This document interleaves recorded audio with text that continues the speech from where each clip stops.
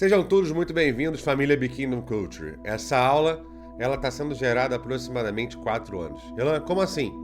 Falei que maturidade cristã era uma aula muito difícil de lidar, né? É uma aula muito difícil, muito densa, falando das fases, do estágio, principalmente de nós mesmos, nos encontrando nesses estágios e às vezes com 10 anos de cristão, a gente se vê cometendo erros primários.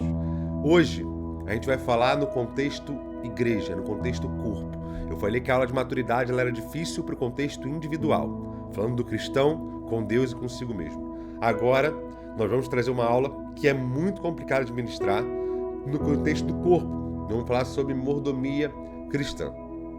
Por mais que seja muito simples o entendimento, por mais que a leitura bíblica seja muito simples e os textos sejam muito claros, sem base para interpretação, nós pegamos a nossa vontade, nossos achismos, nossas experiências, os escândalos que aconteceram, algumas coisas que deturparam essa visão de mordomia ao longo da história da igreja contemporânea, inclusive. Não estou falando da igreja católica medieval, estou falando da igreja contemporânea.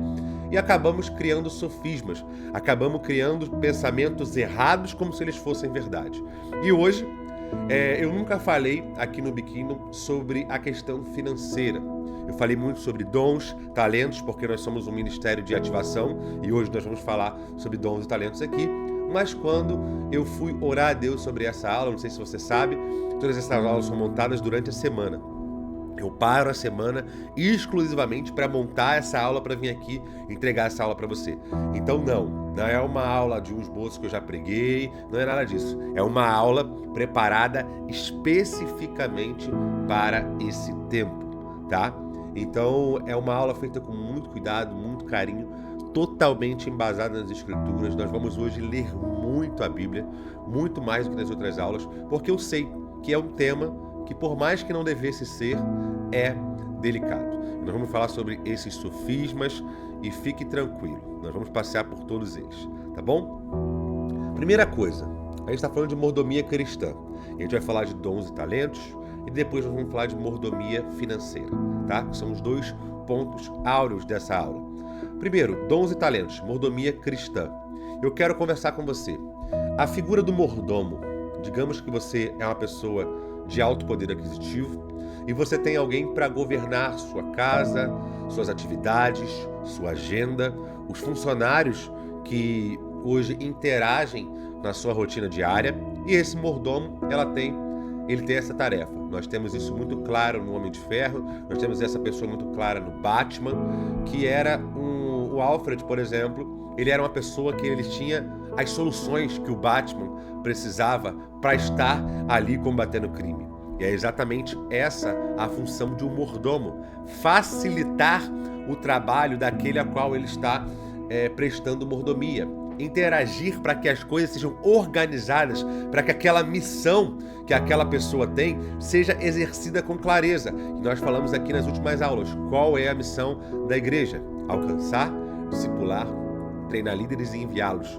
E hoje, você como um cristão mordomo, exercendo a mordomia cristã, nós precisamos contribuir com o alcance, o discipulado e treinamento e o envio de líderes para a missão que Cristo nos confiou, que é pregar o evangelho, fazer discípulos e governarmos sobre essa terra através de cartas vivas, carregando a maravilhosa mensagem da reconciliação.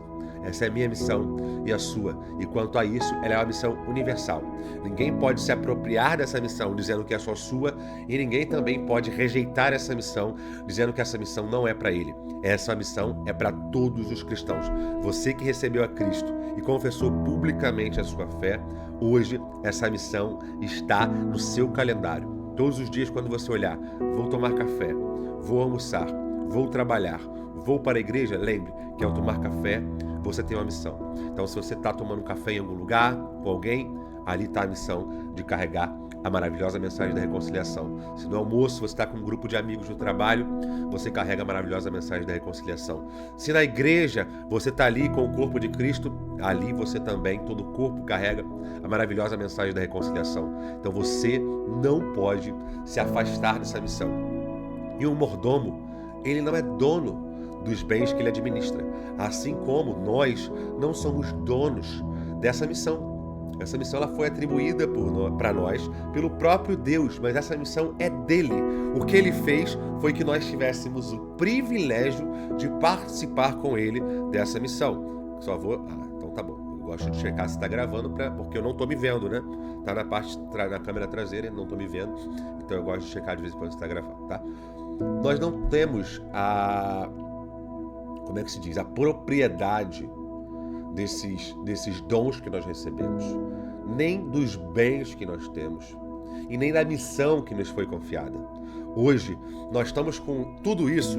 Se você tem bens, hoje se você exerce vários talentos, isso foi entregado para você de maneira consignada. Sabe o que é algo consignado? Esse copo, ele pode não ser meu. Eu vou numa loja e falo, hoje eu quero um copo bonito para poder gravar uma aula. Você deixa esse copo comigo consignado? Eu vou pagar por aquele valor, vou pegar esse copo e depois vou devolvê-lo. E é exatamente isso que vai acontecer com os dons que nós recebemos, com os bens que nós recebemos e com a missão também que nós recebemos. Porque eu não vim falar só de dons e bens, eu vim falar também da missão. Nossa aula ela sempre será voltada para a missão. E você e eu iremos prestar contas de como nós exercemos essa missão, como nós colocamos em prática esses talentos e como nós administramos esses bens que nos foram confiados pelo Senhor. E é sobre isso que nós vamos falar nessa aula de hoje. Os bens não são seus, os dons não são seus e a missão não é sua, é de Deus. Um bom mordomo, ele não traz a glória para si. Aqui a gente já começa uma parte delicada da aula, que é muitas pessoas hoje, elas se gloriam do que têm. Eu sou um pregador. Olha, vejam como eu sou um bom pregador. Eu sou um professor, estou dando uma aula aqui para você. Nossa, olha só a oratória desse professor. Às vezes ele fala um pouco rápido, mas olha só como ele é calmo, como ele tem certeza, e aquilo enche meu ego. E aí eu vou me alimentando disso. E o meu ego se torna o meu devocional. E aí você medita nisso, que você é incrível, que você é poderoso. Não. O mordomo não faz isso. O mordomo, muitas vezes, é aquela figura que sai de cena para que o ator principal, para que o detentor principal da missão fique em evidência. E assim foi com João Batista. É preciso que ele cresça e eu diminua. Os discípulos de João Batista se apresentam para ele e dizem, mestre, olha só, ele está levando pessoas, ele está carregando a glória para ele. E ele fala, eu não sou digno nem de desatar as sandálias dele. É necessário que ele cresça e eu diminua. Aqui agora o meu ministério está se cumprindo, que é preparar o caminho para ele. O caminho já está preparado, mas quem vai trilhar esse caminho é ele. É isso que eu e você vamos fazer como mordomos de Cristo. Nós vamos preparar o caminho para que ele venha. Nós vamos alcançar vidas para que ele venha. Nós vamos preparar uma igreja para que ele se case com essa noiva. Nós estamos preparando a noiva para o casamento. Sabe aquele maquiador? Sabe aquela pessoa que decora o casamento? É isso que eu e você fazemos como mordomos cristãos. Nós estamos preparando a noiva para o noivo. Não é o maquiador que vai se casar com o noivo. Não é a decoradora, não é a cerimonialista. É a noiva. Então o foco não é você. Você faz parte de um corpo, sim. Você faz parte de uma igreja, sim. Você carrega 12 talentos para cumprir essa missão, sim. Mas hoje você não é o foco. O foco é que essa missão seja cumprida. E o foco é que essa noiva seja apresentada para o noivo e fale, ei, entre no gozo do seu Senhor. Agora ele se encontra com a sua noiva. Então é sobre isso que a gente vai falar aqui agora. Deus, se a gente for falar de matemática, Deus ele tem uma soma matemática muito simples. Deus é o Deus da multiplicação. Quando ele cria Adão e Eva, o que ele faz? Sejam férteis e multipliquem-se. Multiplicar é uma ordem de Deus. Então a soma matemática de Deus não é demais. Adão e Eva não geram duas pessoas. Adão e Eva geram uma humanidade inteira, que hoje eu não sei o número, mas a gente tem aí 8 bilhões de pessoas, se eu não me engano. Então a matemática de Deus é 2 é igual 2. Mais Deus é igual a 8 bilhões. Essa é a soma matemática de Deus. Multiplicação. Ele entra na equação e vira o que ele chamou para ser. Abraão, sai da tua terra e da tua parentela, porque por ti todas as famílias da terra serão abençoadas. Então Abraão mais Deus é igual todas as famílias da terra sendo abençoadas. Vinde após mim e farei de vocês pescadores de homens. Jesus mais 12 homens é igual a 13 na nossa soma matemática. Mas na soma de Deus somos hoje sei lá quantos milhões de cristãos. Essa é a matemática de Deus. Você precisa entender que Deus é um Deus de multiplicação. E a gente vai falar agora sobre a parábola dos talentos. Assim como Deus é um Deus de multiplicação, o nosso adversário e o nosso opositor, o famoso diabo ou Satanás, ele tem a soma matemática dele, que é o que ele adotou para ele, que é a divisão. Então, onde Deus está, ali acontece multiplicação, e onde o diabo penetra, ali acontece divisão. Vamos botar isso no nosso contexto eclesiástico. Nós temos hoje a plantação de um pequeno grupo. Aqui no Biquíni nós temos 5, acontecendo online todos os dias da semana. E esses grupos, eles vão desenvolvendo líderes, eles vão alcançando pessoas, eles vão evangelizando, eles vão conectando a igrejas locais. E isso vai crescendo e isso vai multiplicando, ok? E o que acontece quando o diabo entra nessa soma?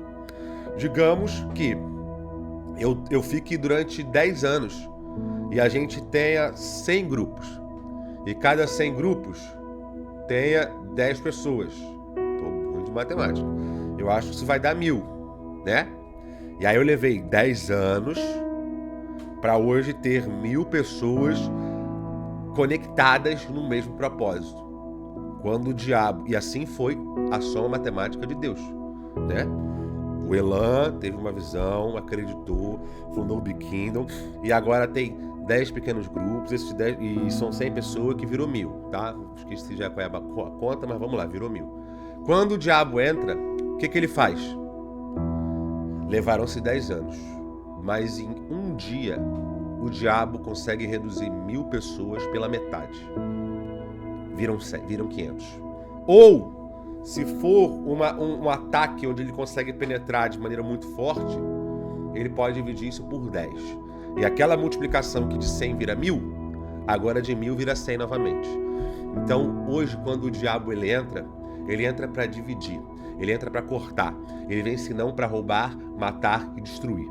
Então, o reino dividido ele não pode subsistir, porque cada um vai buscar o seu próprio interesse. Então, quando nós estamos falando de mordomia, nós precisamos pensar com a mente de Deus. Eu falei, quando nós falamos de igreja primitiva, falamos de divisão celular, como Deus vê isso. Nós falamos do discipulado, o método criado pela mente de Deus. E hoje nós estamos falando de mordomia cristã, que é a soma matemática de Deus, que é a multiplicação. E aí você vai falar assim, Elan, e as pessoas que não têm recursos?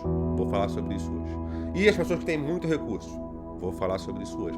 E as pessoas que administram bem seus recursos? Vou também falar sobre isso hoje. E as pessoas que administram mal seus recursos? Também vou falar. Então, simplesmente tenha paciência e vamos nessa. Enjoy. Primeira coisa, dons e talentos. A palavra carisma é a palavra que retrata dons, né? No grego, carisma retrata dons. Os carismáticos, eles são aqueles que se movem pelos dons. A palavra carisma, ali, se você olhar o caris, né? Tirar o ma, significa graça. Caris significa graça. Então, carisma são dons dados pela graça de Deus. O que significa isso, Elan? Se você tirar a graça do carisma, não fica nada. Fica má e não fica nada. Então, hoje nós somos carismáticos, nós movemos pelos dons, pela graça de Deus. Esse dom não é a sua habilidade extraordinária de pregar ou de cantar ou de sei lá o que, de conectar pessoas, de cuidar, de liderar. Não é.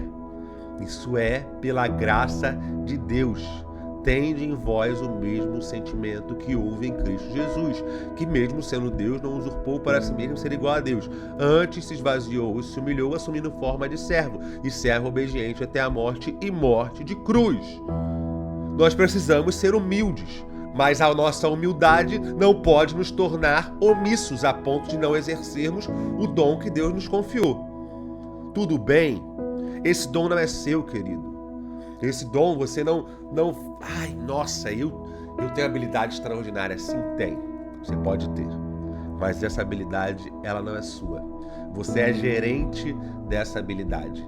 E se você tem, você vai prestar conta delas, meu bem. Meu amorzinho, meu lindo.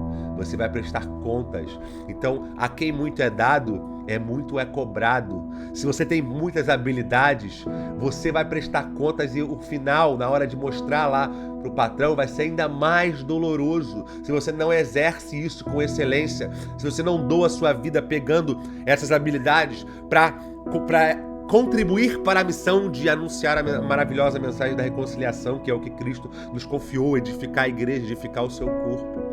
Então, se você se vangloria das suas habilidades, saibam que sobre elas virão uma prestação de contas, tá? E se você hoje falar, eu não tenho nenhum dom, vamos ler um texto bíblicozinho que você vai ver que não tem como você não ter nenhum dom. Porque até aquele que enterrou um talento, ele recebeu um talento. Ele não ficou olhando os outros que tinham talentos. E quando Jesus conta essa parábola, ele está falando que sim, alguns recebem 5. Sim, outros recebem 2. E sim, outros recebem 1. Por que eu estou falando isso? Porque não é você. Cavando na sua própria força. Nós podemos, aí agora a gente vai falar do coach de administração e tal, nós podemos desenvolver habilidades? Sim. Nós podemos desenvolver habilidades. Organização, por exemplo, é um dom? Não. Organização é uma habilidade. Você pode desenvolver várias habilidades. E essas habilidades é através de prática. Você exercita, pratica. E assim você vai desenvolver uma série de habilidades. Dom é uma coisa completamente diferente. A gente vai falar sobre eles especificamente agora. Tá bom? Falando sobre a graça, para finalizar, Efésios 2:8 é um texto que eu sou apaixonado e que você deveria saber de cabeça, que diz: vocês são salvos pela graça, por meio da fé. Isso não vem de vós, é uma dádiva de Deus. Não é a recompensa pela prática de boas obras, para que ninguém venha se orgulhar, pois somos obra-prima de Deus, criados em Cristo Jesus, a fim de realizar as boas obras que Ele de antemão planejou para nós. Somos salvos pela graça, por meio da fé, a fim de realizar as boas obras que Ele de antemão preparou para nós. E eu te pergunto novamente, qual é a nossa missão? Alcançar, treinar, discipular e enviar líderes que cumpram a maravilhosa mensagem da reconciliação. Elan, na igreja? Também. Elan, no nosso trabalho? Também. Nossa família? Também. Amigos? Também. Faculdade? Também. Não estamos falando aqui no contexto monástico e clerical, onde somente vamos nos trancar na nossa igreja. Estamos falando num contexto social também, onde nós vamos fazer a diferença na sociedade, onde nós vamos ver, eu não deveria nem falar sobre isso aqui nessa aula, mas onde nós vamos ver essa penetração desse pensamento, dessa agenda diabólica que está acontecendo, querendo atacar nossas crianças, querendo derrubar nossos princípios e valores, querendo acabar com o nosso direito de liberdade, de fé pública. Nós iremos nos posicionar quanto a isso, tá bom? E vamos lá falar de mordomia do chamado. E o texto bíblico diz o seguinte: o reino dos céus também pode ser ilustrado com a história de um homem que estava para fazer uma longa viagem. Ele reuniu seus servos e lhes confiou seu dinheiro, dividindo-o de forma proporcional à capacidade deles. Olha só como é interessante esse texto. Ele é o dono do dinheiro. Ele vê a capacidade dos seus servos. Ele vê a capacidade dos seus servos. E ele distribui conforme a capacidade dos servos. Ele distribui, o dinheiro é dele. E ele dá conforme a capacidade dos seus servos. De forma proporcional. Ao primeiro entregou 5 talentos, ao segundo 2 talentos e ao último 1 talento. Então ele foi viajar. O servo que recebeu 5 talentos começou a investir o dinheiro e ganhou outros 5. O servo que recebeu 2 talentos também se pôs a trabalhar e ganhou outros 2. Mas o servo que recebeu 1 talento cavou um buraco no chão e ali escondeu o dinheiro do seu senhor. Depois de muito tempo, o senhor voltou de viagem e os chamou para prestarem contas como haviam usado seu dinheiro. Guarde essa palavra, prestar contas. O servo a qual ele havia confiado 5 talentos se apresentou com mais 5. O senhor me deu 5 talentos para investir e ganhei mais 5. O senhor disse: muito bem, meu servo bom e fiel. Você foi fiel na administração dessa quantia pequena. Agora lhe darei muitas outras responsabilidades. Venha celebrar comigo. O servo que havia recebido 2 talentos se apresentou e disse: o senhor me deu 2 talentos para investir e ganhei mais 2. O senhor disse: muito bem, meu servo bom e fiel. Você foi fiel na administração dessa quantia pequena e agora lhe darei muitas outras responsabilidades. Venha celebrar comigo. Por último, o servo que havia recebido 1 talento veio e disse: eu sabia que o senhor é um homem severo, que colhe onde não plantou e ajunta onde não semeou. Tive medo de perder o seu dinheiro, por isso o escondi na terra. Aqui está ele. O senhor, porém, respondeu: servo mau e preguiçoso. Se você sabia que eu colho onde não plantei e ajunto onde não semeei, por que não depositou meu dinheiro? Pelo menos teria recebido juros. Em seguida ordenou: tire o dinheiro deste servo e dei ao que tem 10 talentos. Pois ao que tem mais lhe será dado, e terá em grande quantia. Mais do que nada tem, mesmo o que não tem lhe será tomado. Agora lance esse servo inútil para fora na escuridão, onde haverá choro e ranger de dentes. É bem light, né? Eu acho lindo esse evangelho smilinguido que a gente vive. Porque quem está contando isso aqui não é Moisés, não é Pedro, não é Paulo, é Jesus, Deus encarnado. E ele está falando: pois ao que tem mais lhe será dado, e terá em grande quantia, mais do que nada tem, mesmo o que não tem lhe será tomado. Agora lance esse servo inútil para fora, na escuridão, onde haverá choro e ranger de dentes. Por que eu gosto de enfatizar essa... Não é nenhuma crítica, é uma advertência, essa é a palavra. Essa advertência de Jesus, quando está relatada no texto bíblico. Jesus vem nos dar essa advertência. Era muito também parecido com o ofício profético, né? Jesus ele exerce o ministério de rei, profeta, sacerdote, mas a gente vê nesse ofício profético no Antigo Testamento essa palavra de advertência. Então a gente pode aqui, não uma condenação, mas uma advertência, para que você leia isso aqui e tenha uma administração sensata dos dons, talentos e bens que ele confiou a você. Então, Jesus ele vem para dar um ensinamento e uma advertência. Tem muita gente que pega assim: nossa, olha só o texto falando do inferno, condenação, Deus mau. Eu conversei com uma pessoa essa semana falando sobre como Deus é mau, olha só esse texto. Eu falei: não, Deus não é mau. Quem acha que Deus é mau somos nós. E nós agimos como se Deus fosse mau e enterramos o nosso talento. Porque se você olhar, olha só o que esse homem diz. Eu sabia que o Senhor era um homem severo, que colhe onde não plantou e ajunta onde não semeou. Onde esse homem a gente pode comparar hoje a nossa vida e olhar Deus como um Deus de juízo? No Antigo Testamento. Eu sei que você pode falar da Arca de Noé para as crianças da maneira mais lúdica e floreada do mundo. Os animaizinhos dentro da arca e etc. É lindo falar isso para as crianças. Mas você não fala que houve uma chacina da humanidade inteira de velhos, crianças, homens e mulheres morrendo afogados pelo próprio Deus. Você não fala que é um Deus de juízo. Você não fala que um anjo veio lá e matou 180 mil pessoas. Você não fala que para nós possuirmos a terra prometida, povo de Deus, Israel de Deus, nós tivemos que matar um monte de gente, exterminar um monte de nações. E aí a gente pega essa visão de Deus e trata Deus como Deus sendo mau. Só que isso é uma outra aula, um outro tema muito mais complexo. E aí a gente vai tratar aqui também. Hoje eu quero focar na mordomia, mas principalmente esse homem tendo uma visão errada de Deus. Nós temos hoje a visão correta de Deus, que qual é? Um Deus que é Pai e entregou o seu próprio Filho em favor de mim e de você. Um Deus que sim, vai julgar todas as coisas, mas que elas não ainda serão julgadas, elas já foram julgadas. Porque Jesus diz, todo aquele que crê está salvo, aquele que não crê já está condenado. E na cruz já houve o julgamento. Você precisa acessar a sua sentença. Se é uma sentença para salvação ou se é uma sentença para condenação. E ela está disponível a mim e para você.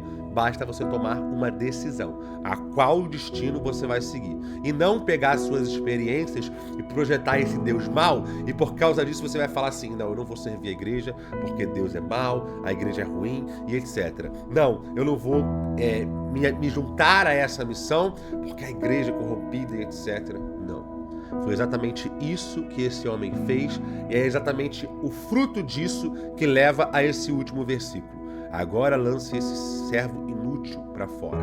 Inútil, está falando de uma pessoa que não teve utilidade para uma missão. Que missão era essa? Multiplicar os talentos do seu Senhor. Eu ia perguntar uma dúvida, que eu achei que eu estava na aula ao vivo. Mas como não tem, se quiser escrever, fica à vontade. Eu falei a primeira. Essa parábola fala de alguém que não recebeu nenhum talento? Fala de um que recebeu 5, virou 10. Um que recebeu 2, virou 4. Um que recebeu 1, administrou mal e perdeu. Mas esse que perdeu, ele não recebeu nada? Aí fala sobre a capacidade desse servo. Mesmo ele tendo a capacidade pequena para um talento, ainda assim ele recebe do seu Senhor. E é exatamente sobre isso que eu quero começar a falar agora nessa aula de mordomia cristã. Eu já tive liderados, já participei do ministério com algumas pessoas ao lado, pares, caminhando no missionário, ministério pastoral, plantação de igreja, com algumas pessoas que falaram o seguinte: Elan, eu vejo alguém que tem muitas habilidades e eu hoje estou aqui pela misericórdia do Senhor. É óbvio que você está pela misericórdia, mas eu não me vejo bom nisso. Eu acho que eu não consigo fazer isso com excelência. Eu estou fazendo porque eu recebi essa missão, esse chamado, mas eu não acredito que eu tenha dons e habilidades. Eu não acredito que eu sou capaz de fazer isso. Então Deus é um Deus esquizofrênico, porque Ele te chama para uma missão a qual você não tem capacidade de realizar. Então Ele está te chamando para um lugar que vai te destruir. Você vem, mas você não vai conseguir fazer e você vai morrer. É um Deus esquizofrênico. É exatamente o que esse homem de um talento pensa sobre Deus, um Deus mau e cruel. Você vai me chamar, eu não vou suportar, eu tenho que dar minha vida, infartar e morrer pela igreja. É exatamente esse Deus que algumas pessoas pintam e projetam isso em si mesmo e nas suas incapacidades. Você precisa entender que isso é um sofisma, isso é uma mentira do diabo plantada na sua cabeça. Isso é uma mentira do diabo, muitas vezes plantada na sua cabeça pelo seu próprio pai e pela sua própria mãe, dizendo que você não era capaz, que você não terminava o que você começava, que você não vai a lugar nenhum, e você se apropriou dessa verdade e você fala: eu sou tímida, não posso abrir a boca, não posso falar nada pra ninguém. Eu sou muito rejeitado pela minha família e as pessoas não vão me aceitar. Eu não consigo pertencer a lugar nenhum. E aí você se fecha para a missão. E é exatamente isso que você vai ouvir. Pois ao que tem, mais lhe será dado, e terá em grande quantia. Mas do que nada tem, e no que não tem, lhe será tomado. Agora lancem esse servo inútil para fora, na escuridão, onde haverá choro e ranger de dentes. Minha convocação para você é o seguinte: eu vou ser bem prático, porque é assim que nós fazemos aqui, trabalhando com liderança. Isso não é uma aula, por mais que seja para o YouTube, não é uma aula aberta. Não é uma aula onde eu não estou fazendo uma pregação evangelística. O meu objetivo aqui não é alcançar você para Cristo. É desenvolver você no seu caráter, nos seus comportamentos e ativar você para o ministério cristão. Porque isso aqui se chama Kingdom Legacy, é um treinamento de liderança. E com a liderança a gente fala para a liderança. Mas é público. Problema, se você for ver e aqui você está vendo que você não é líder, saiba que você pode ser o líder se você caminhar aqui. Mas nós vamos falar diretamente com você. Aqui a gente não está aqui para passar a mão na cabeça de liderança, porque a gente fala com pastores de igreja, a gente fala com líderes de jovem, a gente fala com líderes de célula. E aqui a gente não tem um tempo hábil, é um tempo muito pequeno, então nós precisamos ser diretos. Eu não vou ficar floreando aqui com você. Vou falar assim: a Bíblia diz isso, é isso, nós devemos nos comportar dessa maneira. Deus te deu uma missão, Ele confiou a você, você faz parte da igreja de Cristo, e essa igreja ela tem uma missão, que é alcançar as pessoas, treinar as pessoas e enviar as pessoas. E você faz parte da pessoa que foi alcançada, treinada e enviada. E você não deve correr disso. Não deve. Você não deve falar assim: nossa, fui alcançado, agora eu vou ficar aqui só no discipulado. Não vou ser enviado porque eu não sou capaz. Não. Você não tem o espírito de medo e covardia, mas de poder e ousadia. Então você precisa se apropriar dessa verdade, que você recebeu talentos, que você recebeu uma missão, e aquele que não exerce isso para que essa missão seja cumprida é inútil. Inútil. E quando eu falo de inútil, é a mesma coisa de medíocre. Medíocre não é uma ofensa. Inútil também não é uma ofensa. Medíocre fala de uma pessoa que vive na média, e inútil fala de uma pessoa que não tem utilidade. Se você hoje busca o evangelho somente para preencher os seus vazios emocionais, o quanto você está contribuindo para a missão da Igreja de Cristo na Terra. Sim, nós temos momento de cura. Sim, nós temos momento de autoavaliação. Sim, nós temos momento de organizar a nossa mente, o nosso coração, nossas emoções. Sim, e se você está nesse momento, tudo bem. Respeite o seu momento. Eu estou falando para pessoas que não querem dizer sim à missão que foram confiadas a ela por Cristo Jesus, porque elas se acham incapazes, porque elas se acham porque elas não querem, ou então porque elas são preguiçosas. Porque aqui também fala, você foi preguiçoso, servo mau e preguiçoso. Ou então pessoas porque não querem doar tempo para outras pessoas, porque pessoas não querem doar recursos para outras pessoas. Então é maldade, preguiça, o que torna e gera inutilidade. Elan, que palavra dura. Muito bom. João 6, Jesus disse, eu sou o pão da vida, e o meu corpo, o vinho é o meu sangue. Eu estou falando, dura essa palavra.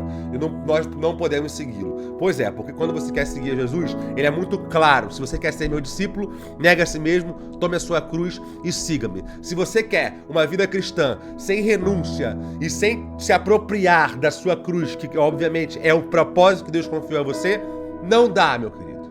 Não dá, tá bom? Não dá. Então vamos seguir. Eu acho que eu tô um pouco... E olha que eu nem tomei café. Mas vamos lá. Principal doença nessa questão de talentos é a doença. Isso é uma doença. É a principal de todas. Uma doença. Se chama comparação. Você pega a sua habilidade, aí você fala assim, cara, eu não prego igual o Heinerson, meu pastor. O Heinerson é mestre. O Heinerson é professor de mestrado no Seminário Sul. O Heinerson, doutor. O Heinerson tem uma história de ministério linda, porque eu não prego como o Heinerson. Então eu não vou pregar. Doença isso é uma doença. Deus te fez e Ele confiou a você. Beleza, Ele confiou ao Heinerson 5. Confiou a mim 2. Confiou a você 1. Ou confiou a você 5. Ao Heinerson 5. A mim 2. Não sei. Eu quero que os líderes, hoje que estão sendo desenvolvidos através desse conteúdo, vão muito mais além de onde eu cheguei. Hoje, o Bikingdom, ele é uma plataforma de líderes, uma catapulta de líderes. A nossa missão é pegar líder e enviar ele, e vai, meu irmão, estoura, explode, vai. Não quero glória pra mim. Hoje aqui eu tô cumprindo uma missão. Esse dom não é meu, esse ministério não é meu, esse chamado não é meu, esse chamado é de Jesus. Eu tô simplesmente tomando conta disso pra ele. Então eu não posso me comparar com o Tel Hayashi e com o Dunamis.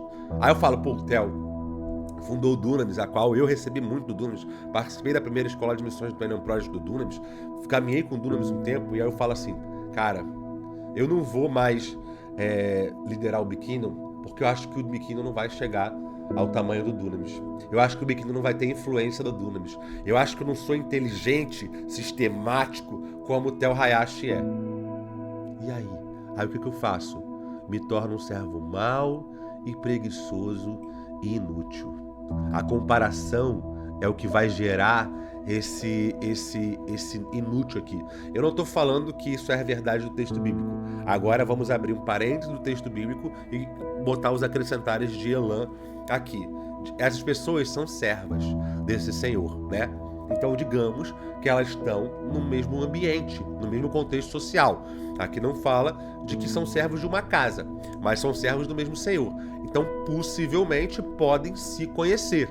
Eu não gosto de ficar parafraseando o texto, não gosto. Mas aí eu posso falar que elas se conhecem.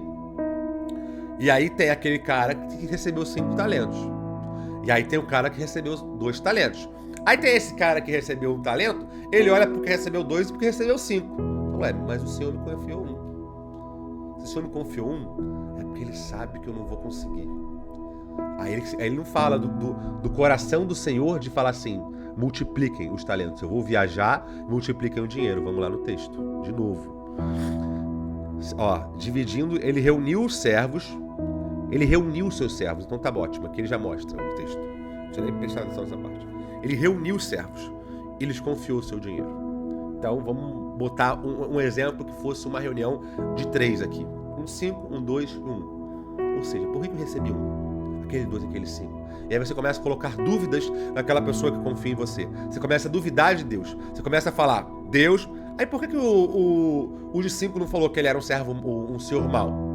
Por que o de 2 não falou que ele era um senhor mau? E o de 1 fala, o senhor é o senhor mau e severo. Porque ele estava projetando as frustrações dele nesse senhor. Ou então ele estava se comparando com os outros.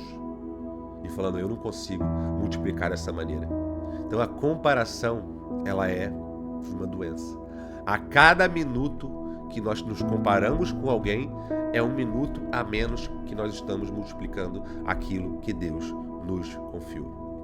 Se nós ficarmos focados nas aparências, no Tel Hayashi, no Dunamis, no Heinesson, a gente esquece a essência, que Deus nos chamou para ser uma plataforma de liderança, para alcançar esses líderes, para alcançar igrejas locais, que o nosso propósito é diferente, que eu não quero ir para o mesmo lugar, que eu não quero chegar a influenciar as mesmas pessoas, que nós temos hoje, sim, vários lugares de convergência, mas que hoje Deus confiou uma porção, assim como Ele confiou a esses servos. Ele confiou uma porção a mim, uma porção ao Biquino e confiou uma porção a você. E basta você ser fiel e multiplicar isso que Ele te confiou. A gente tende a achar que dom é somente quem prega, canta e ensina na igreja. Por quê? Porque é o que está em evidência. O cara que canta fala, nossa, como esse cara é extraordinário em Deus. Aí o cara que prega, nossa, olha só como ele prega. Aquele cara que ensina, que traz o entendimento para o corpo, nossa, olha só como é que Deus deu 5 talentos para essa pessoa. E a gente acha que só isso é dom. A gente não busca na Bíblia. Sim, a pregação, ela é uma veia importante? Sim, uma veia importante. Cantar é uma veia importante? Sim, é uma veia importante. Você ensinar é uma veia importante? Sim. Mas isso resume a missão da igreja? Não. Tudo faz parte de um corpo. A gente pode botar os dons também como sendo parte de um corpo. Você está em evidência. Aí vamos botar que a pregação seja um braço. Aí você está em evidência. Aparece. O braço aparece para você. Se eu arrancar meu braço, eu vou aprender com o esquerdo. Se eu arrancar o esquerdo, eu vou aprender com a perna. Se não, eu vou aprender com a boca, eu vou dar um jeito. Agora, e aquilo que está lá dentro que ninguém vê? Seu coração, seu rim, seu fígado, que são as pessoas que servem, são os voluntários na igreja, são aqueles líderes de grupos de crescimento, são pessoas que estão se preocupando em conduzir tudo, em preparar todo o ambiente para que aquela pessoa que pregue, ensine e cante, exerça aquilo com mais fluidez, mais objetividade, mais excelência possível, para que as pessoas sejam alcançadas, desenvolvidas, treinadas e enviadas. Então existe um movimento completo, é um corpo inteiro, feito de vários membros, visíveis e não visíveis. O nosso corpo ele não é feito de braço, pernas, tronco e membros, somente, como diz. Ele também tem órgãos internos, que é o coração, o baço, o fígado, apêndice, que não serve para nada. Então a gente tem que são pessoas que não estão em evidência, mas que são tão importantes, tão vitais. Eu falo de órgãos vitais. O que é um órgão vital? Um órgão que você precisa para viver.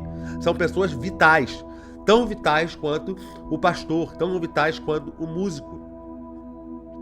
Que pessoas são essas? Nós vamos falar desses dons agora. Primeiro nós vamos falar lá em 1 Pedro 4,10, que diz: Deus concede um dom a cada um, e vocês devem usá-lo para servir uns aos outros, fazendo bom uso da múltipla e variada graça divina. Você tem o dom de falar? Então faça de acordo com as palavras de Deus. Tem o dom de ajudar? Faça com a força que lhe Deus dá. Assim, tudo que você realizar trará a glória a Deus por meio de Cristo Jesus. A Ele sejam dados glória, honra e poder para todos sempre. Amém. Aí nós vamos para Romanos 12. Da mesma forma, o nosso corpo tem vários membros e cada membro uma função específica. Assim também é o corpo de Cristo. Somos membros diferentes do mesmo corpo e todos pertencemos uns aos outros. Deus, em sua graça, nos concedeu diferentes dons. Portanto, se você tiver a capacidade de profetizar, faça de acordo com a proporção da fé que recebeu. Se tiver o dom de servir, sirva com dedicação. Se for mestre, ensine bem. Se seu dom consistir em encorajar pessoas, encoraje-as. Se for o dom de contribuir, dê com generosidade. Se for o dom de exercer liderança, lidere de forma responsável. E se for o de mostrar misericórdia, pratique com alegria. Amem as pessoas sem fingimento. Odeiem tudo que é mal. Apeguem-se firmemente ao que é bom. Amem-se com amor fraternal e tenham prazer em honrar uns aos outros. Jamais sejam preguiçosos, mas trabalhem com dedicação e sirvam ao Senhor com entusiasmo. Alegrem-se em nossa esperança. Sejam pacientes nas dificuldades e não parem de orar. Quando membros do povo santo passarem por necessidade, ajudem com prontidão. Estejam sempre dispostos a praticar hospitalidade. Se você tem um dom de servir, sirva. Organização, administração, ideias, artes. Se você tem o dom de servir, sirva. Se você for mestre, ensine bem. Se o seu dom consistir em encorajar pessoas, auxiliar pessoas, discipular pessoas, caminhar com pessoas, encoraje-as. Se for de contribuir, ô Senhor, aleluia, contribua com generosidade.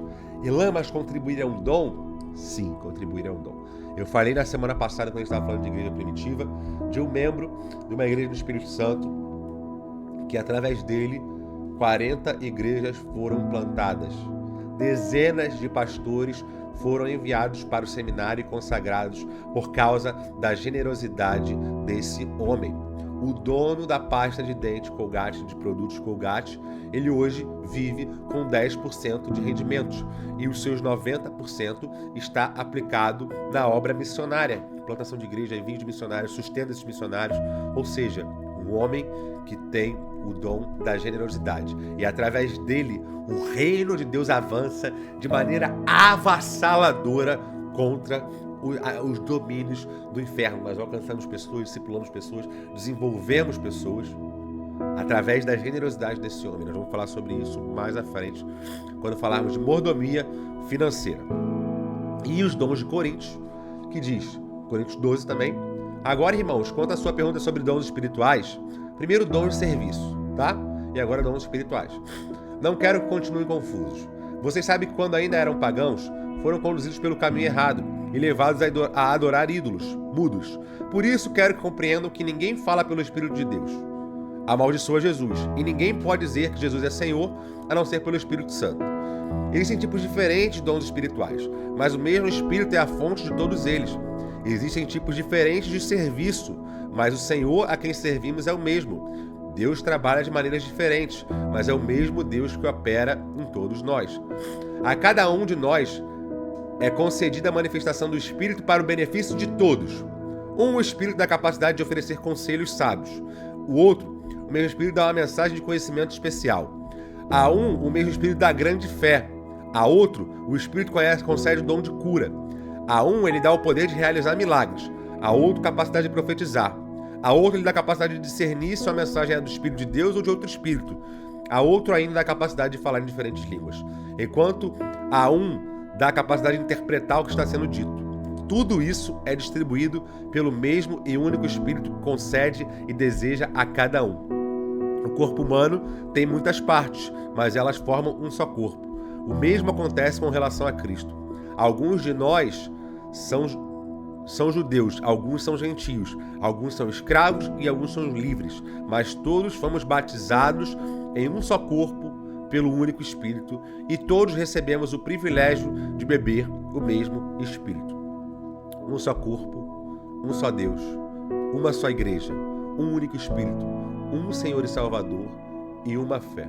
Minha pergunta para você é: o que você irá apresentar para o Senhor, que confiou a missão a você naquele grande dia em respeito aos seus dons? Pensa um pouquinho sobre isso.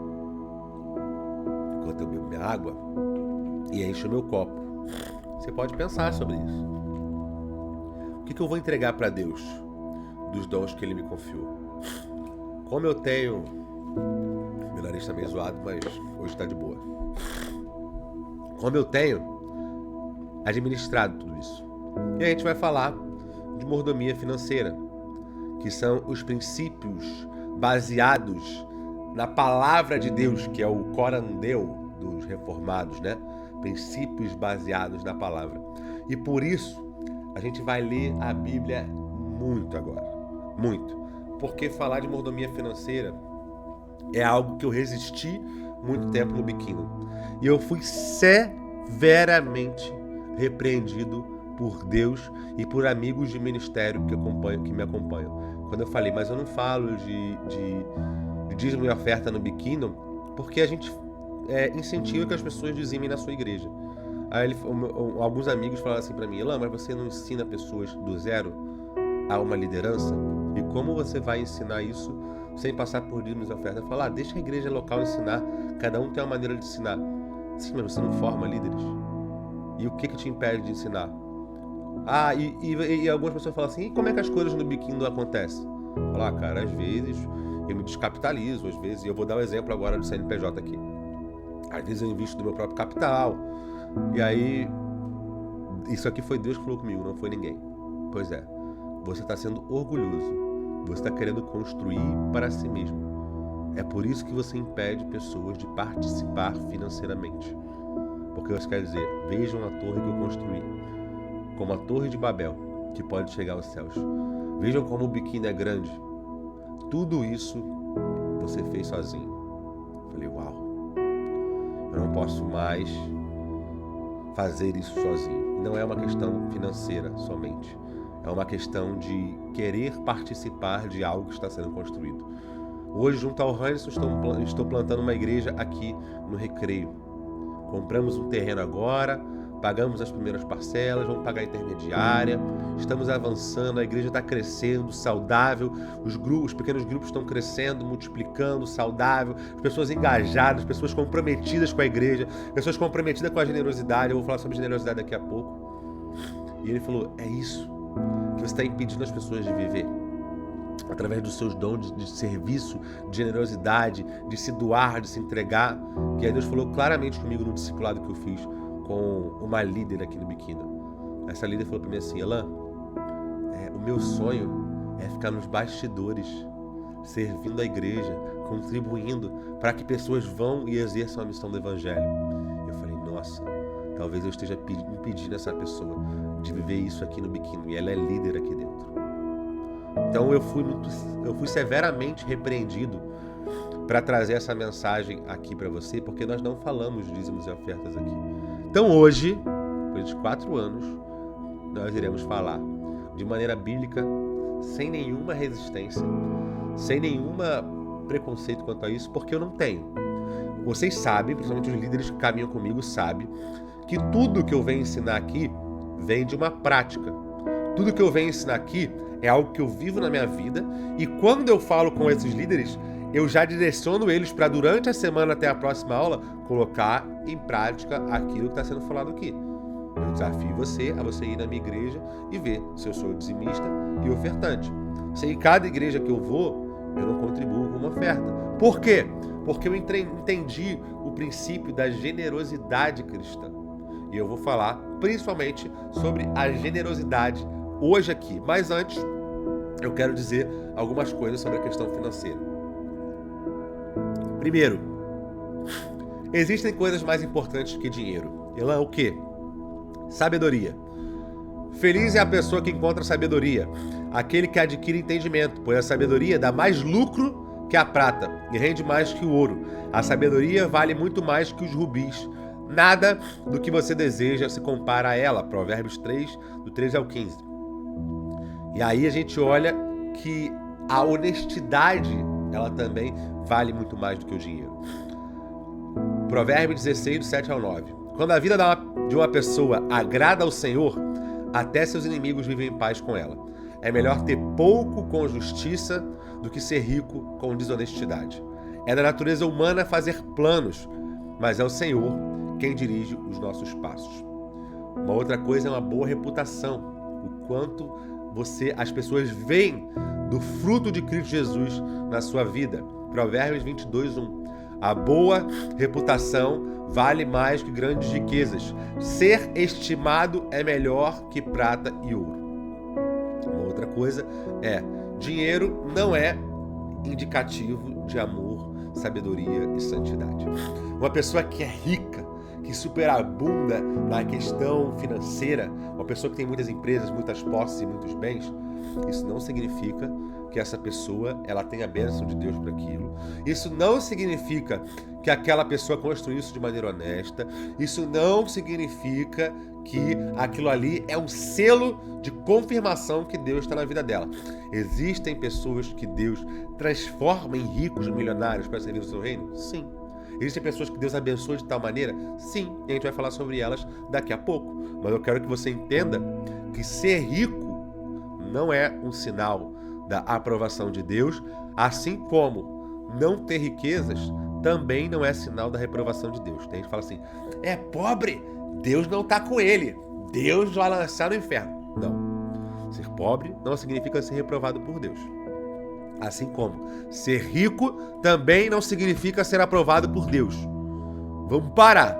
Eu sei que existe também aquele pensamento franciscano de vamos abrir mão de todas as coisas e não vamos ter mais nada. É errado. Existe também aquele pensamento de vamos ter tudo.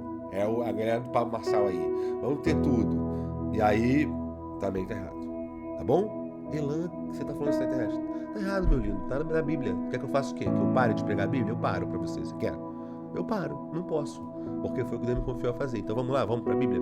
Provérbios 11, 27 ao 31. Quem procura o bem, encontra favor. Quem procura o mal, será encontrado por ele.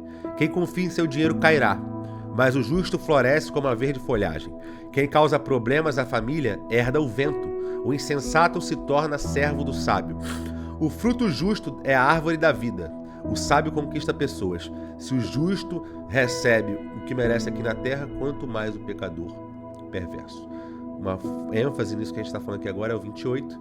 Quem confia em seu dinheiro cairá, mas o justo floresce como a verde folhagem. Eclesiastes 4:8 diz: havia um homem totalmente solitário, não tinha filho nem irmão, trabalhava sem parar. Contudo, os seus olhos não se satisfaziam com sua riqueza. Ele sequer perguntava: para que estou trabalhando tanto? E por qual razão deixo de me divertir? Isso também é absurdo. É um trabalho demais ingrato. Eclesiastes 4:8. Por outro lado, existem ricos abençoados por Deus. Provérbios 10:22. A bênção do Senhor traz riqueza, e Ele não permite que a tristeza a acompanhe. Aí a gente pega a bênção do Senhor traz riqueza, e a gente generaliza isso, fala que toda a igreja tem que ser rica. Aquele que não é, tá sem a bênção de Deus. Tá errado, gente. Tá errado. Ordene aos que são ricos. 1 Timóteo 6,17. Tem gente que fala, eles vão ficar no Velho Testamento. Relaxa que vai ter um momento aqui que é só Novo Testamento, tá bom? 1 Timóteo 6,17. Ordene aos que são ricos no presente mundo que não sejam arrogantes, nem ponham sua esperança na incerteza da riqueza, mas em Deus, que tudo provê ricamente para nossa satisfação. Nem ponham sua esperança e certeza na riqueza, mas Deus, que tudo nos provê ricamente para a nossa satisfação. E aí eu falei sobre o pobre, né? Ele falou assim, Elan, qual é a base bíblica para que o pobre não é maldito? Vamos lá. Provérbio 17, do 1 ao 3. É melhor um pedaço de pão seco e paz do que uma casa cheia de banquetes e conflitos. O servo prudente governará sobre o filho que envergonha o pai e terá parte na herança com os filhos de seu senhor. O fogo prova a natureza da prata e o ouro, mas o Senhor prova o coração. Aí, aqui eu encerro essa parte para falar agora sobre o que cabe a você, que é a administração e gestão da mordomia. Elan, pobreza ela pode ser consequência de uma má administração. Pode. Pobreza ela pode ser a consequência de uma mentalidade cultural da qual a pessoa está inserida. A pessoa sempre foi inserida num contexto cultural onde não tem recurso, aquela pessoa se acostuma com aquilo e a pobreza é cultural. Então nós devemos ensinar para ela sobre a abundância de bens. Eu concordo que a pobreza ela não é um sinal bom, que nós fomos chamados para uma vida abundante, que nós fomos chamados para para sermos referências de Cristo. E por isso, a nossa vida expressando Cristo, quando ela expressa uma pobreza absurda, ela está simplesmente falando assim, mas Deus é um Deus... Eu concordo com as pessoas que dizem isso, mas nós não podemos dizer que aquelas pessoas que são pobres não têm a bênção do Senhor. Não podemos generalizar isso aqui, tá? Então é isso que eu estou falando aqui agora sobre a administração, sobre contexto cultural. A gente tem que ser muito cuidadoso quando a gente vai generalizar as coisas. E a gente vai falar assim, essa pessoa viveu nessa família, e essa família é pobre há gerações, e essa pessoa não teve acesso a muito estudo. Então é cultural, foi construído, são crenças implantadas na cabeça da pessoa que impede ela de ganhar dinheiro, são crenças que falam que o dinheiro é maldito. Não, o dinheiro não é maldito não, irmão. O dinheiro, ele é igual ao remédio. O remédio pode curar, o remédio pode matar. O dinheiro é a mesma coisa, ele pode te fazer avançar ou ele pode te destruir, tá? Então o dinheiro não é maldito, o dinheiro é bom. Se você souber administrar e souber usar, ele é bom. Tá bom? Eu posso pegar um dinheiro e comprar uma cesta básica, eu posso comprar um monte de cocaína e morrer na overdose. Tá bom? Então vamos lá. Agora, falando de administração financeira. Provérbios 6, do 6 a 11 diz: aprenda com a formiga o preguiçoso. Observe como ela age e seja sábio. Embora não tenha príncipe, nem autoridade, nem governante, ela trabalha duro todo o verão, juntando comida para o inverno. Mas você, preguiçoso, até quando dormirá? Quando sairá da sua cama? Um pouco mais de sono, mais um cochilo, mais um descanso com braços cruzados. E a pobreza o assaltará como um bandido, e a escassez o atacará como um ladrão. Provérbios 12, 24.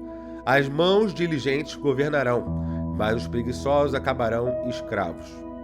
Provérbios 18, 9. Quem relaxa em seu trabalho é irmão do que o destrói.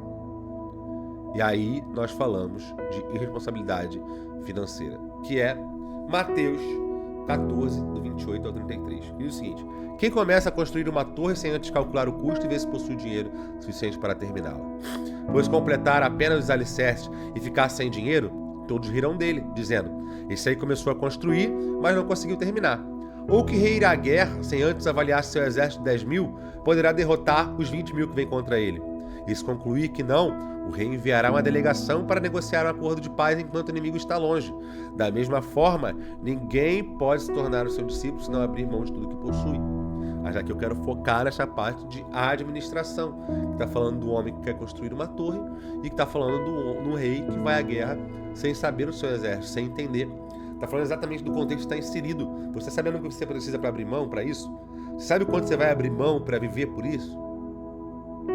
Você sabe como administrar os seus talentos? Sabe como administrar as suas finanças? Então está falando que isso também pode gerar uma pobreza, um fracasso na guerra, na construção. E Deus estabeleceu o trabalho como um meio para alcançarmos o bem, para desenvolvermos habilidades, para desenvolvermos dons. Colossenses 3:23 diz o seguinte: tudo que fizerem façam de todo o coração como para o Senhor e não para homens. Então está falando de que tudo que você faz, se você trabalha, você faz para o Senhor. Efésios 6, 7 e 8. Sirvam aos seus senhores de boa vontade como servindo ao Senhor, e não aos homens, porque vocês sabem que o Senhor recompensará cada um para o bem que praticar, seja escravo ou seja livre. Eclesiastes 9:10. O que suas mãos tiverem que fazer, que façam com toda a sua força, pois na sepultura para onde você vai, não há atividade nem planejamento, não há conhecimento nem sabedoria. 1 Tessalonicenses 4, 11 e 12. Esforcem para ter uma vida tranquila, cuidar dos seus próprios negócios e trabalhar com as próprias mãos, como nós os instruímos, a fim de que andem decentemente aos olhos do que são de fora e não dependam de ninguém. Está falando, sim, que uma vida diligente, uma vida justa, mostra para as pessoas que estão de fora o Cristo que habita em nós. Por isso que eu falei, eu não idolatro pobreza, mas também não idolatro riqueza. Eu não taxo o rico como abençoado, eu não taxo o pobre como maldito. Mas sim, Ele nos chamou para uma vida abundante. Ele nos chamou para uma vida confortável. Você não é escravo, você não tem que viver nas trevas, sem saúde, sem nada. Você pode ter uma vida boa, você pode ter uma vida confortável, tá? E com certeza a pobreza é o que Ele não deseja para você, tá bom? Quando ainda estivermos, 2 Tessalonicenses 3, 10 a 12.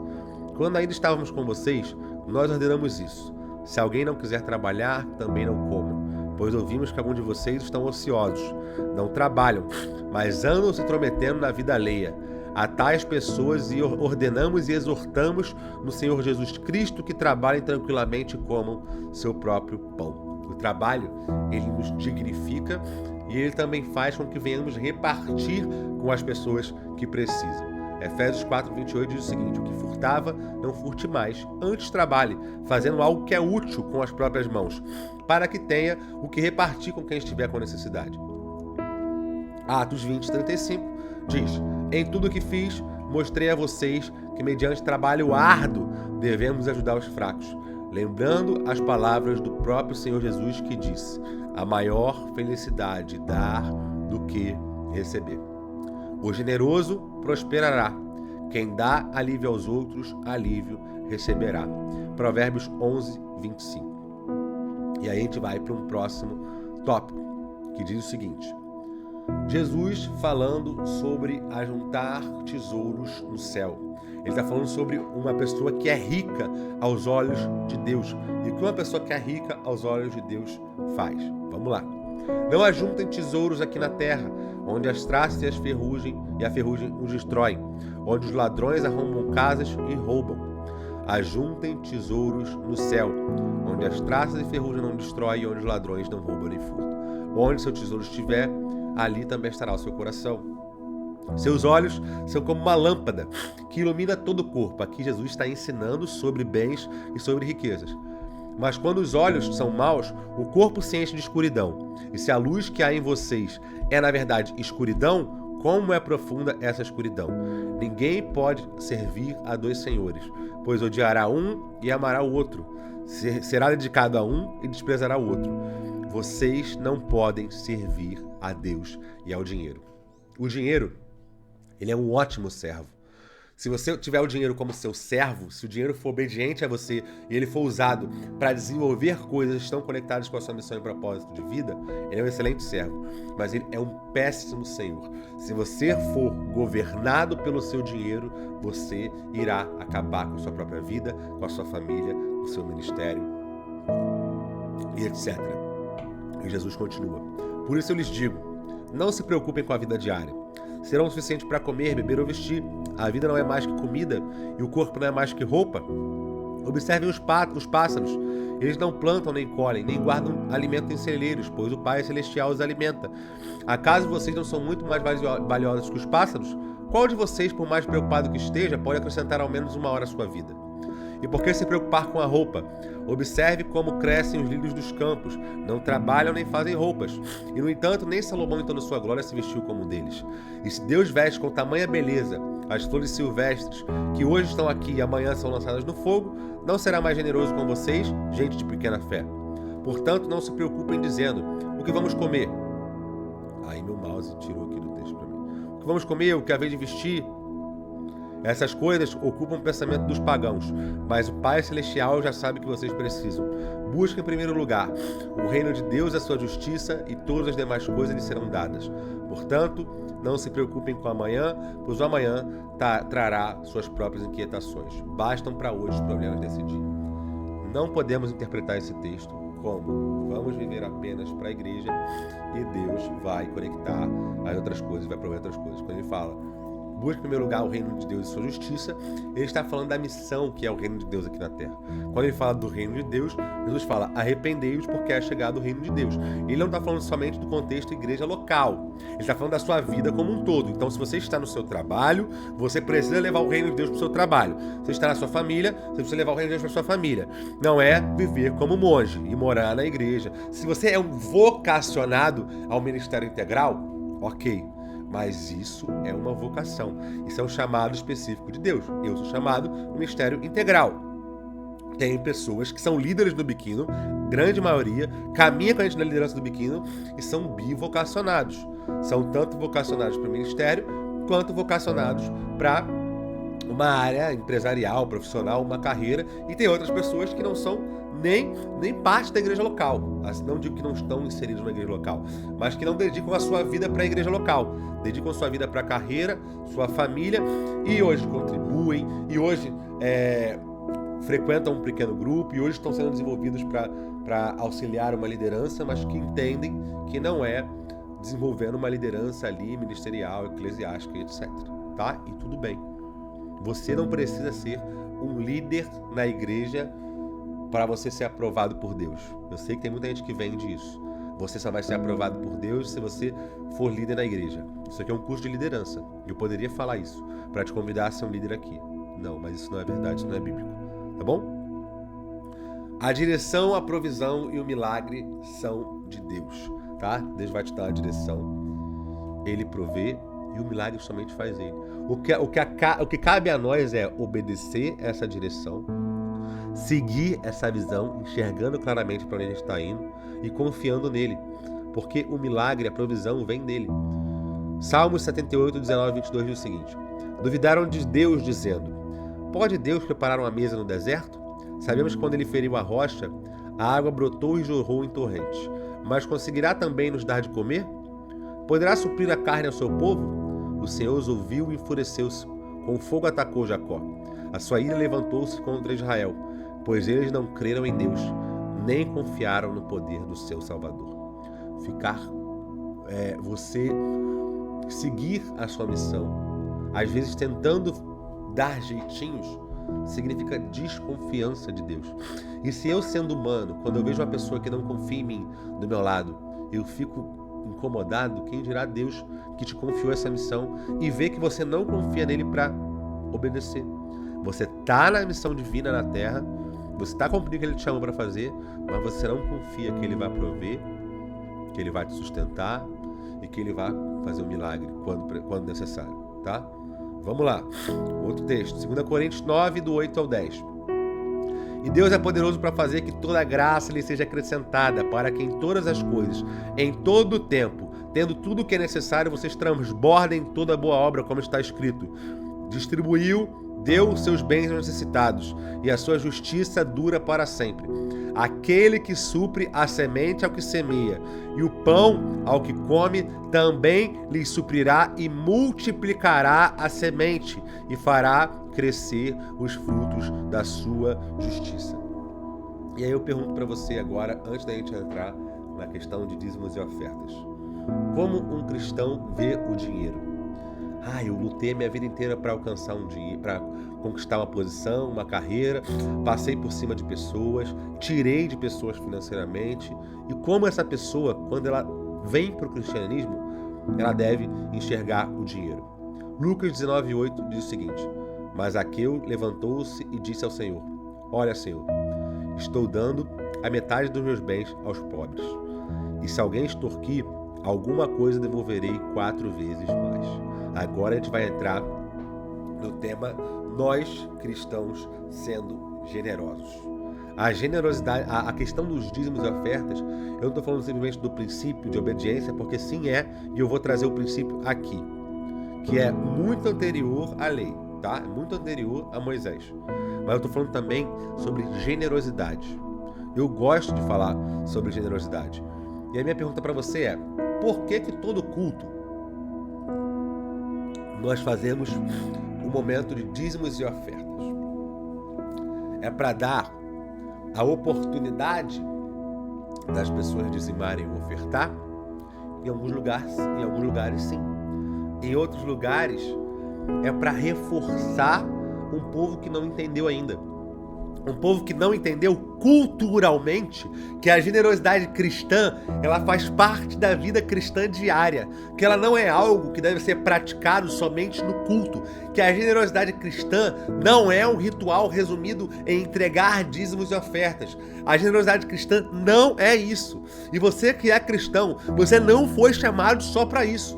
Sim, podemos ter dízimos e ofertas na igreja? Podemos. Podemos não ter dízimos e ofertas na igreja e ainda assim ter a igreja transbordando financeiramente? Sim, podemos. E eu vou falar isso através de uma liderança que eu me reuni da Eagle Brook, da igreja Eagle Brook lá nos Estados Unidos, que é uma igreja gigantesca, 30 mil membros, e eles não têm momento de dízimo e oferta no culto.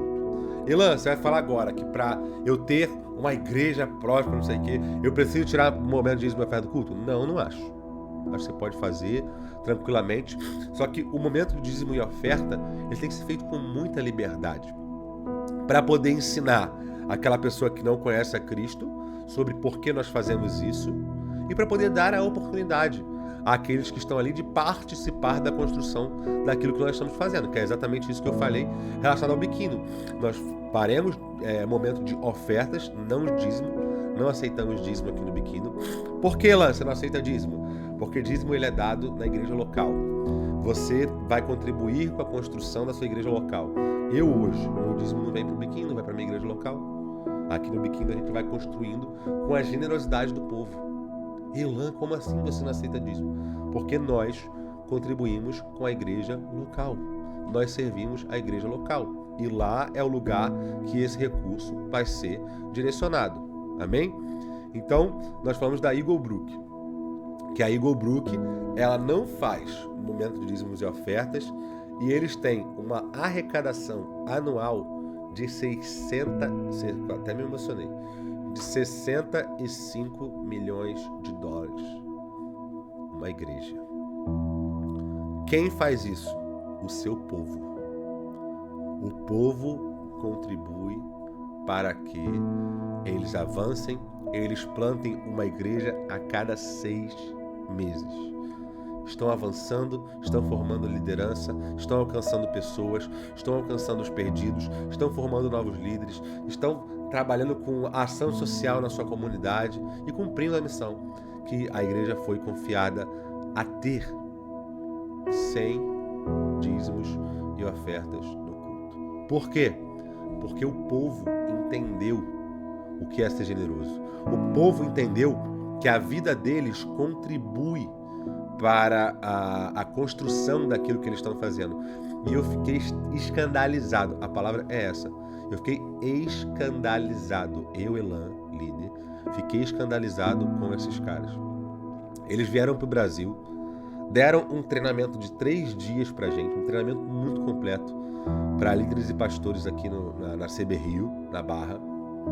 Eles pagaram café da manhã, eles pagaram almoço, pagaram café da tarde nos 2 primeiros dias do bolso deles, investiram esse dinheiro, deram uma oferta para a igreja que recebeu e não aceitaram oferta.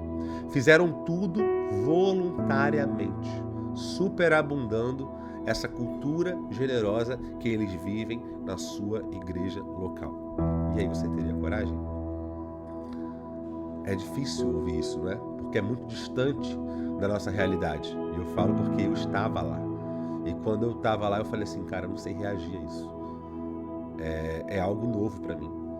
Essa generosidade, esse povo agarrado a essa missão, a essa visão. Isso ainda é para mim algo que torna distante.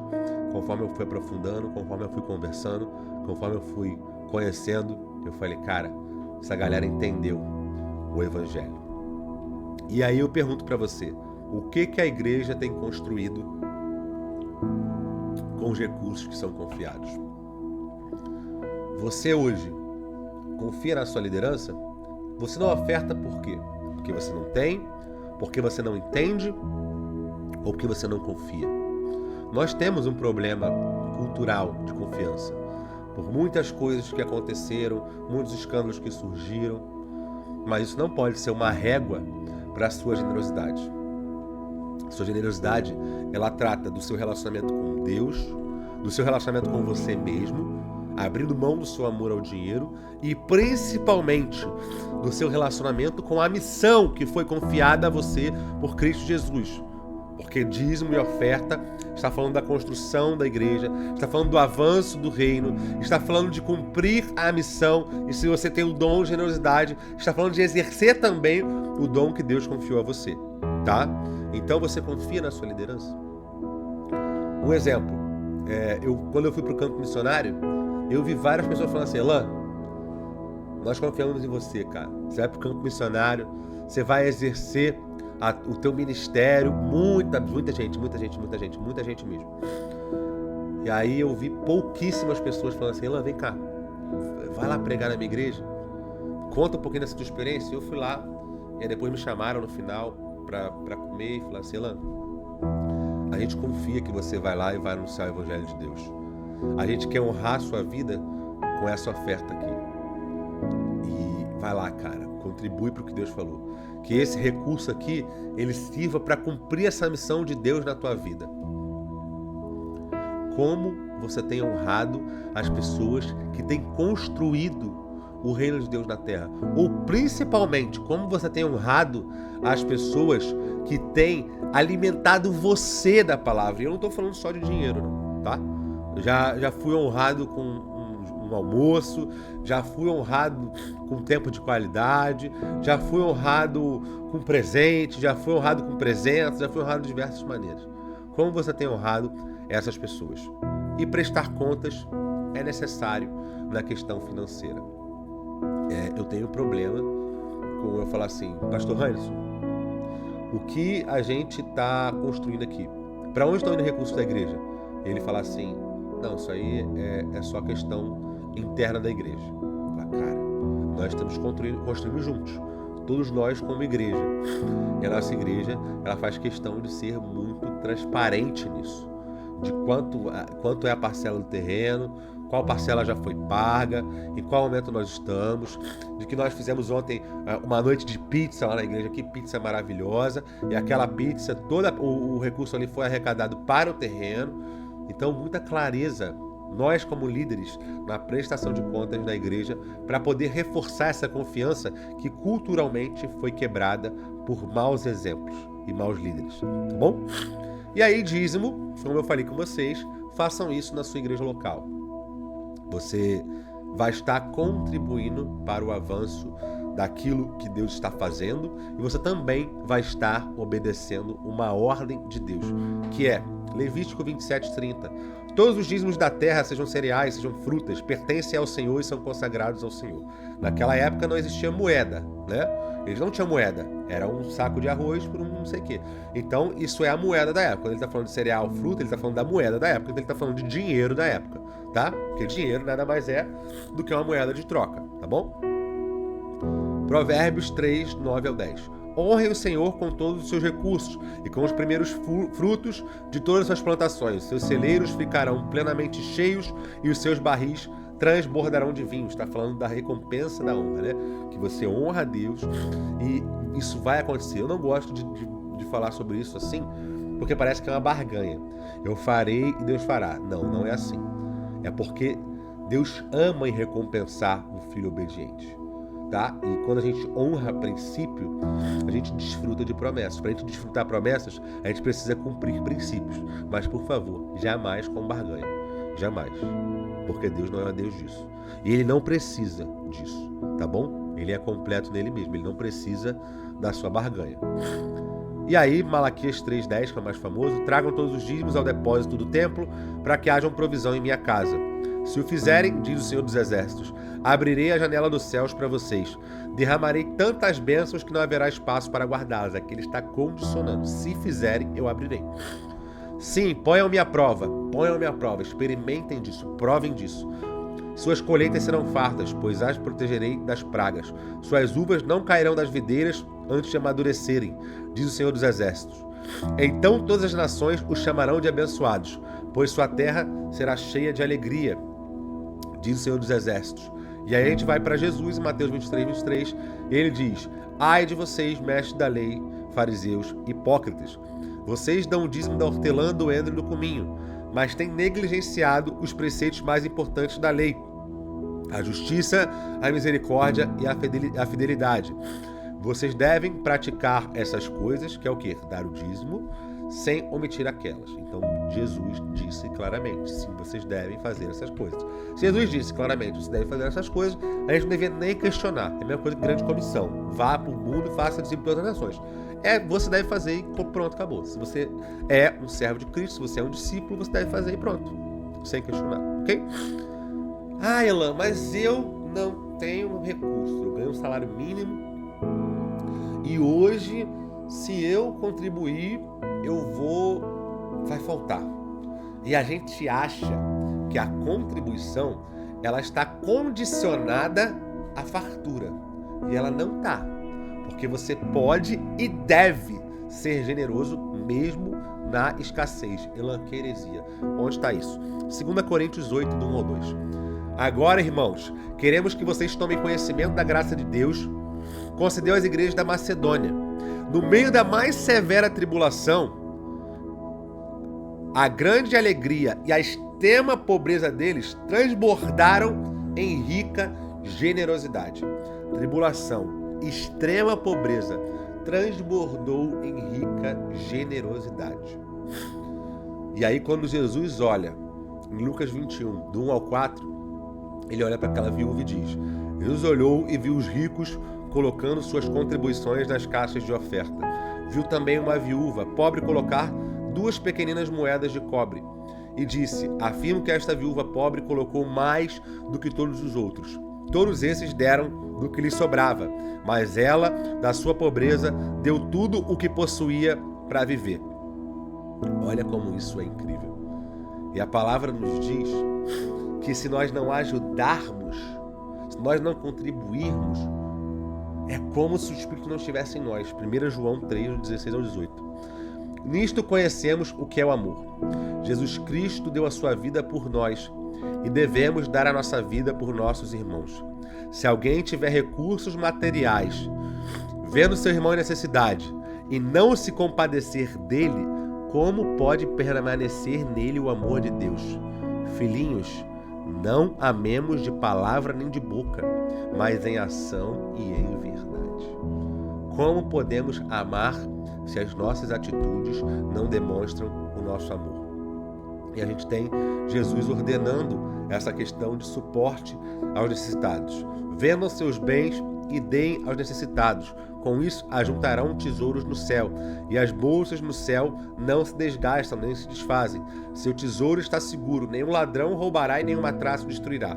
Onde seu tesouro estiver, ali também estará o seu coração. Então eu tô falando pra você vender sua casa e dar pra igreja? Não. Ah, mas Deus falou. Show de bola. Estou falando para você ter esse coração de que hoje a liderança a qual você está submetido, ela está cumprindo uma missão. E acredito eu que a igreja a qual você está fazendo parte, ela também tem assistência aos pobres e às viúvas, que é a religião verdadeira, segundo Tiago. Então nós precisamos contribuir com isso. Porque como pode o amor de Deus estar em nós se nós não nos compadecemos do pobre? Simplesmente se olhamos para nossas vidas. Como pode o amor de Deus estar em nós? Tá? João está questionando isso nesse texto. Então, por que Deus enriquece algumas pessoas, Elan? 2 Coríntios 9, 11. Vocês são enriquecidos de todas as formas, para que possam ser generosos em qualquer ocasião. E por nosso intermédio, a sua generosidade resulte em ação de graças a Deus. Quando Paulo está falando por nosso intermédio, está falando nós cumprimos uma missão. Existem pessoas que são generosas e por nosso intermédio de igreja corpo, cumprindo essa missão, nós vamos resultar a generosidade na ação de graças a Deus. Tá bom? E quando olhamos para a igreja exemplo que nós temos, igreja molde, a igreja de Atos, nós vemos que ninguém tinha falta de nada. Atos 5, 38 e 37 diz o seguinte: todos os que creram estavam unidos em coração e mente. Não se consideravam donos de seus bens, de modo que compartilhavam tudo o que tinham. Com grande poder, os apóstolos davam testemunho da ressurreição do Senhor Jesus. E sobre todos eles havia grande graça. Entre eles não havia necessitados, pois quem possuía terras ou casas, vendia o que era seu e levava o dinheiro aos apóstolos, para que dessem aos que precisavam de ajuda. José, a quem os apóstolos deram o nome de Barnabé, que significa filho do encorajamento, era da tribo de Levi e tinha nascido na ilha de Chipre. Ele vendeu um campo que possuía e entregou o dinheiro aos apóstolos. Olha só como essa igreja nos dá exemplo de pessoas que são generosas e de uma liderança que cuida da sua comunidade. Não havia necessitado entre eles. E Paulo fala do ministro que recebe sustento das igrejas. Porque tem muita gente que fala assim, mas o líder não deve receber salário, ele deve trabalhar. Eu acredito que deve trabalhar. Show de bola, acredito. Eu acredito que o líder deve ser assalariado. Eu vou falar o que eu acredito e o que está no texto bíblico aqui. Você, sua própria crença, com a sua igreja local, com a sua doutrina, ok, tudo certo. Não discutimos doutrina aqui porque somos interdenominacionais, mas eu vou expor o texto bíblico para você. Paulo diz o seguinte: como eu me alegro no Senhor por vocês terem voltado a se preocupar comigo. Ou seja, se preocuparam uma vez com ele, apoiando o ministério dele financeiramente, pararam e agora voltaram a se preocupar. Como? Sei que sempre se preocuparam comigo, mas não tinham oportunidade de me ajudar. Não digo isso por estar necessitado, pois aprendi a ficar satisfeito com o que tenho. Sei viver na necessidade e também na fartura. Aprendi o segredo de viver em qualquer situação, de estômago cheio ou vazio, com pouco ou muito. Posso todas as coisas por meio de Cristo que me dá forças. Mesmo assim, vocês fizeram bem em me ajudar na dificuldade pela qual estou passando. Nossa, Paulo estava passando a dificuldade financeira? Sim, aqui o texto mostra que sim. Como sabem, filipenses, vocês foram os únicos que me ajudaram financeiramente quando anunciei as boas novas pela primeira vez e depois segui viagens saindo da Macedônia. Nenhuma outra igreja o fez. Olha ele falando para os filipenses. Nenhuma outra igreja o fez. Vocês me ajudaram e me sustentaram. Até quando eu estava em Tessalônica, ou seja, plantando uma igreja aos Tessalonicenses, vocês enviaram ajudas em mais de uma ocasião. Não digo isso porque quero receber oferta de vocês. Ou seja, não se fala de oferta somente para receber oferta. Pelo contrário, desejam que sejam recompensados pela sua bondade. Pelo contrário, estamos falando de generosidade aqui. No momento, tenho tudo o que preciso e ainda mais. Minhas necessidades foram plenamente supridas pelas contribuições que vocês enviaram por Epafrodito. Vocês contribuíram e hoje as minhas necessidades foram supridas. Quem está falando isso? É Moisés? Não. Quem está falando isso? Isaías? Não. Malaquias, que é o cara do dízimo da oferta? Não. É o apóstolo Paulo, falando para a igreja aos filipenses. Eu e você somos frutos das igrejas do apóstolo Paulo. As igrejas primitivas, as primeiras igrejas, são exemplo para nós. Paulo é o grande teólogo, produtor de ensinamento sobre saúde da igreja. E é exatamente sobre isso que eu estou falando. Alguém que foi suprido da sua necessidade pela igreja de Filipos. A igreja de Filipos, por muitas vezes, sozinha, sem nenhuma outra igreja, sustentou o ministério do apóstolo Paulo.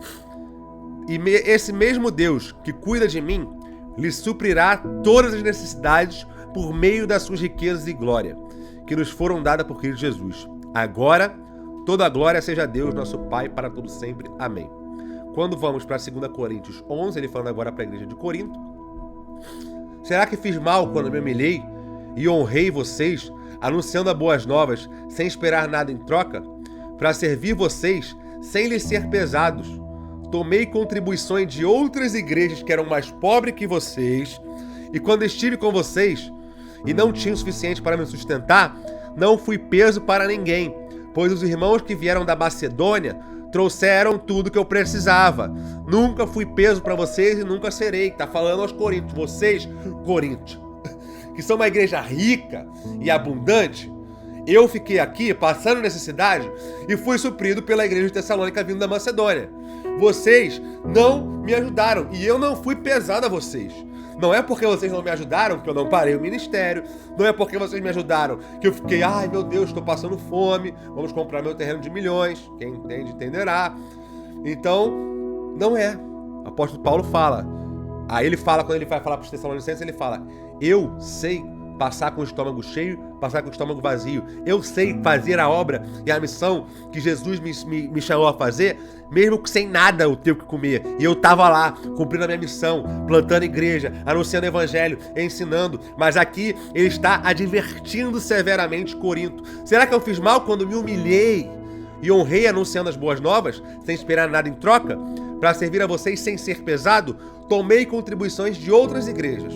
Ou seja, ele não está falando aqui que agora eu fui lá abrir um negócio. Paulo foi lá abrir um negócio, porque não tem como agora fazer a missão. Não, eu tomei contribuições de outras igrejas. Paulo fazia tendas? Sim, fazia. E a gente vai falar sobre isso. Mas também tinha o seu ministério integral. Sim, ele tinha. Tomei contribuições de outras igrejas que eram mais pobres que vocês.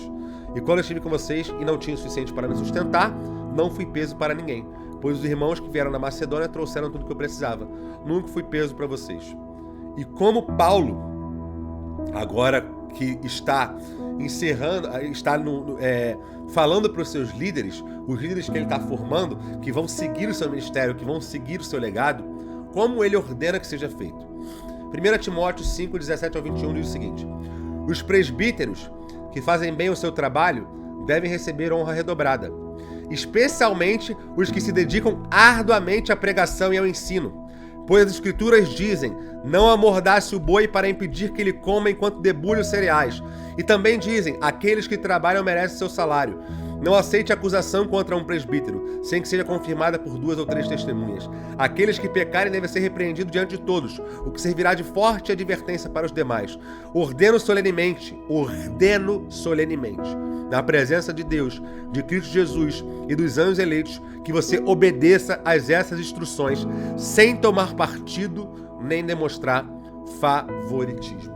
E aqui a gente caminha para o final dessa nossa aula, que eu acho que foi um pouco extensa. Eu não sei nem quanto tempo tem, porque eu não estou vendo o tempo, mas espero que tenha abençoado a sua vida, falando que a nossa vida é uma vida missionária e a nossa vida precisa ser uma vida generosa.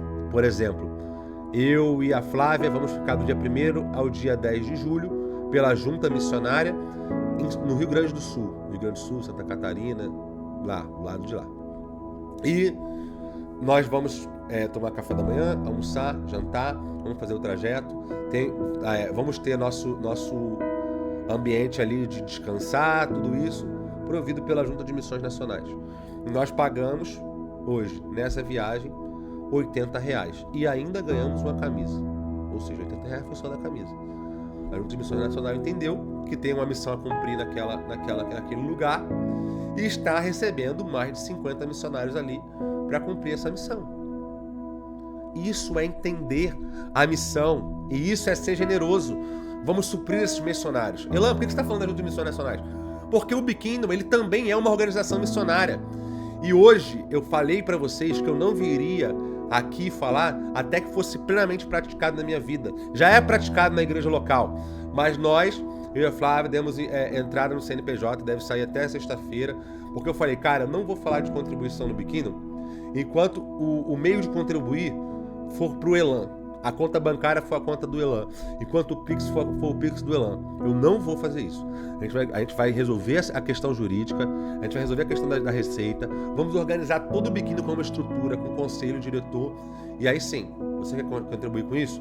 Tá aqui, é uma conta do Be Kingdom, é uma conta auditada por um advogado, é uma conta auditada por um contador, e uma conta auditada por líderes. Para que, não, o Elan não administre sozinho. Não, o Be Kingdom não é a minha empresa, não é. O Be Kingdom é nosso ministério, nossa missão, é aquilo que Deus nos confiou para fazer. E existe uma liderança séria trabalhando para que isso aconteça, séria. E é para isso que nós estamos trazendo essa aula hoje, para que você possa fazer parte daquilo que nós estamos construindo aqui. Como eu falei, igual o apóstolo Paulo falou, eu não estou falando isso, Tessalonicenses, para que vocês venham ofertar. Não, eu sou muito grato. Eu estou escrevendo essa carta porque eu sou grato, que a boa vontade alcance a vida de vocês. Eu não estou falando isso para que você oferte. Não, estou falando isso para que você entenda e para que a sua vida seja uma vida generosa. Isso aqui não é um apelo emocional para você investir no Be Kingdom. Não. Se você quiser, você pode, através também da contribuição agora, porque ainda não podia, porque eu não tinha disponibilizado nada. Então nós estamos abrindo mais esse jeito de você servir a Jesus. Se você tem um dom de generosidade, sirva com a gente e construir aquilo que nós estamos construindo aqui. Fui claro quanto a isso? Nós iremos prestar contas a Deus dos talentos que Ele nos confiou. Nós iremos prestar contas a Deus dos dons que Ele nos confiou. Nós iremos prestar contas a Deus da missão que Ele nos confiou. E minha pergunta a você é: quando Ele te chamar, o que você vai ter para apresentá-lo? Essa foi nossa aula de mordomia cristã.